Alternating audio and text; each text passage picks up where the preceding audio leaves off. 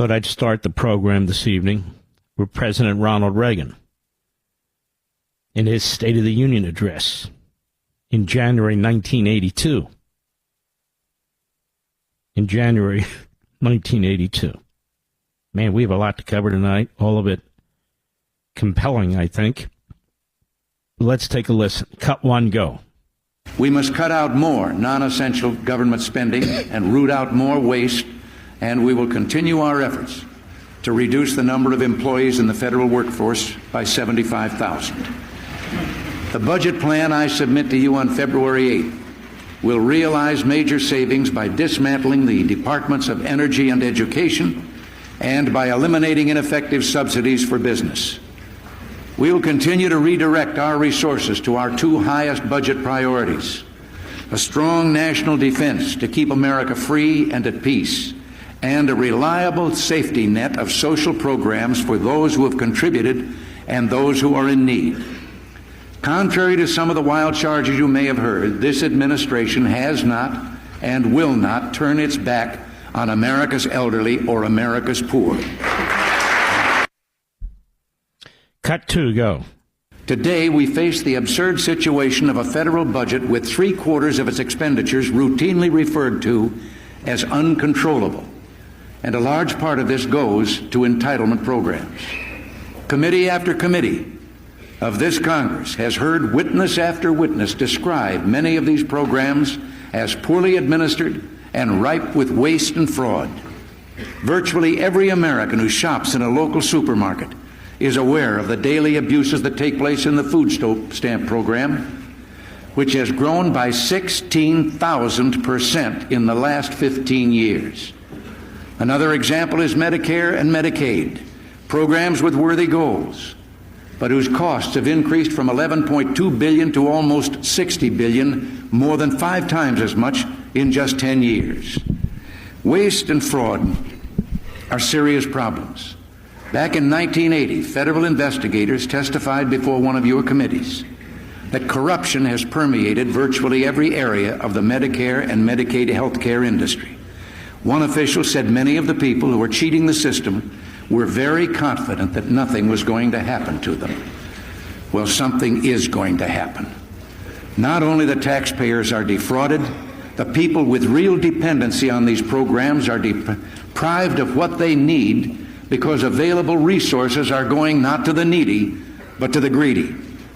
The time has come to control the uncontrollable. Mm-hmm.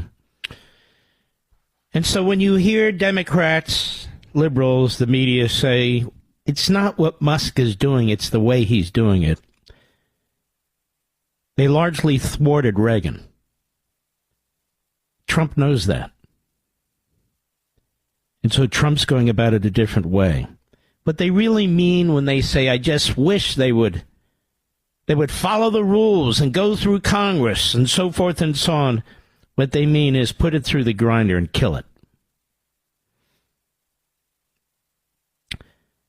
I hope everybody understands how important Donald Trump and Elon Musk are. I hope everybody understands that they truly are trying to save the country. I hope everybody understands that we may not get another shot at this. What you see on TV in the so-called journalists, the so-called hosts, the nature of the guests that they choose, is the ruling class, the elitists, who don't want these changes. What you're seeing from these judges is a concerted, organized effort to thwart them. The unelected judges. And they're getting more aggressive. Their statements and their opinions are getting more political, more extreme than ever before. Especially this judge, who was very angry that his verbal order, and then put in writing but too late, about the planes with the Venezuelan criminals, the gang members, didn't turn around and come back. There's another one who said she is banning forever. The banning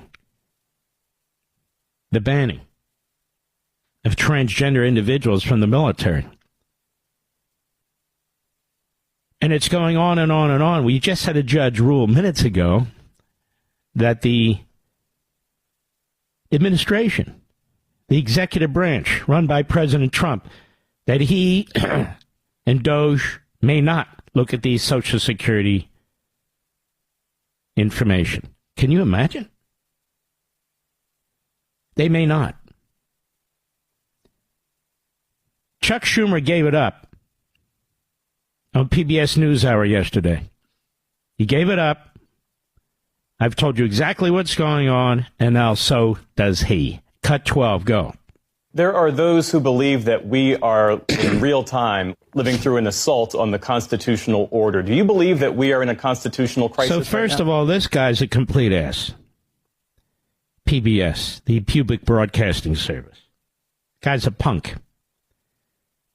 And they are there representing the government, the ruling class. Folks, I don't know how to stress this enough, and I mean it. My shows Saturday and Sunday on Fox, Life, Liberty, and Levin are going to be crucially important. Crucially. Excuse me. I can tell you that for my opening statement, Saturday night, it will be my longest. It's very complicated subjects, and I'm taking them and I'm taking my time to put it in plain English and to explain to all of you, everybody else who's watching, judges and others, to explain to them what's actually taking place. But I want you to hear what Schumer has to say here. Go. Yes, our democracy is at risk because Donald Trump shows that he wishes to violate the laws in many, many different ways. The good news here is we did put 235 judges, progressive judges, judges not under the control of Trump last year on the bench, and they are ruling against Trump time after time after time. And we hope that the appellate courts, when it gets up there in the Supreme Court, will uphold those rulings. They restored the money to NIH. They required that 8,000 federal employees have to come back. We're in over 100 lawsuits against them, and we are having a good deal of success. It's only at the lower court level right now. You got that? I want to play it again, just to make sure everybody hears it. Play it again, Mr. Producer. Go. There are those who believe that we are in real time living through an assault on the constitutional order. Do you believe that we are in a constitutional crisis right now? Yes, our democracy is at risk because Donald Trump shows that he wishes to violate the laws in many, many different ways. The good news here is we did put 235 judges, progressive judges, judges not under the control of Trump last year on the bench, and they are ruling against Trump time after time after time. And we hope that the appellate courts, when it gets up there in the Supreme Court, will uphold those rulings. They restored the money to NIH. They required that 8,000 federal employees have to come back. We're in over 100 lawsuits against them, and we are having a good deal of success. It's only at the lower court level right now. You understand, everything I've been saying now has just been confirmed by this buffoon. Now, he's bragging about it because his back's against the wall. But they have politicized, in ways we've never seen before, the appointment of lower federal court judges. He's bragging about over 200 that they rammed through.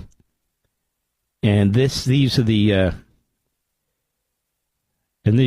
what these seeds of radicalism have sowed. Exactly what I said. They have completely poisoned the federal judiciary.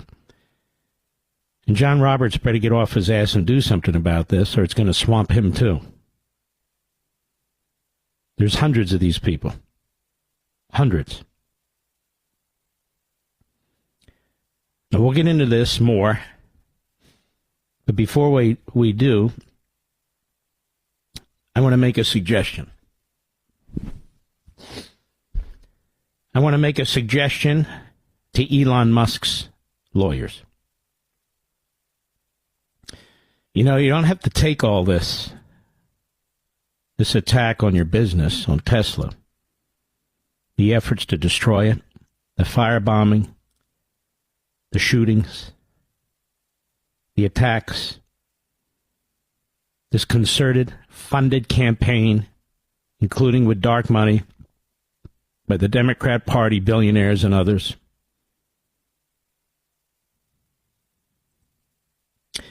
Elon Musk's attorneys should look at the possibility of bringing, and I see I misspelled bringing, Mr. Producer, if you'll fix that.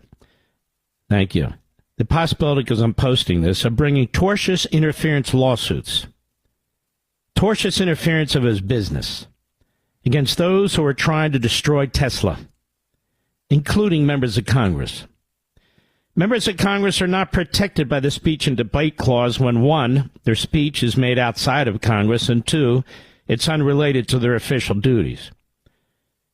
But those organizing and funding efforts to destroy Tesla, those carrying out the efforts, and others might well be liable for their activities. It's certainly worth a close look.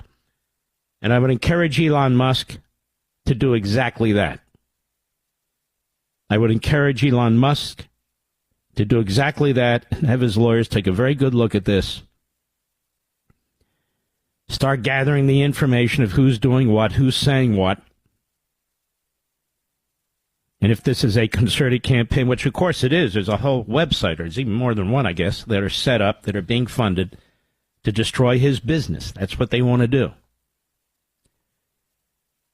Even if it's not a long shot, but it's a legitimate case that might be difficult, me, if I were he, I'd still bring it.